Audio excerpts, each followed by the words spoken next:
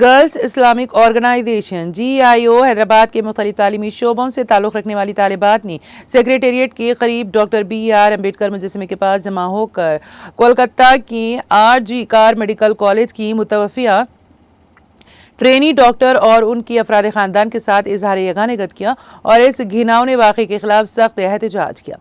مظاہرین نے ایک جہتی کا اظہار کرتے ہوئے متوفیہ ٹرینی ڈاکٹر اور تمام متاثرہ خواتین کے لیے حکومت و عدلیہ سے فوری انصاف کا مطالبہ کیا، خواہ وہ نربھیا ہو یا بلقیس بانو، اور ان ہزاروں بے نام متاثرین کے لیے جنہیں ہندوستانی معاشرے میں آئے دن تشدد، جبر اور ناانصافی کا سامنا ہے۔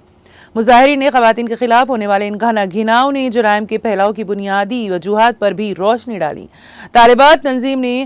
طور پر انہوں نے حکومت سے مطالبہ کیا ہے کہ وہ دن اور رات کی شفٹوں میں اپنے کام کی جگہ پر خواتین کی حفاظت کے لیے سخت اقدامات کریں۔ انہوں نے خواتین کے ساتھ ہونے والی ناانصافی کے تمام معاملات کی فوری اور منصفانہ تحقیقات کا مطالبہ کیا ہے، خواہ وہ گھریلو، معاشرتی یا جنسی تشدد کے واقعات ہوں، اور جلد از جلد انصاف فراہم کرنے کا مطالبہ کیا۔ تنظیم کے ذمہ داران نے مطالبہ کیا ہے کہ مجرموں کو سر عام سخت سے سخت سزا دی جائے تاکہ تمام مجرمین کے لیے ایک مثال قائم ہو، اور اس بات کو یقینی بنایا جائے کہ آئندہ کوئی اس طرح کے ظلم کا شکار نہ ہو، اور ہندوستان کو خواتین کے رہنے کے لیے ایک محفوظ جگہ بنانے کے لیے اقدامات کیے جائیں۔ اس موقع پر سماجی کارکن خالدہ پروین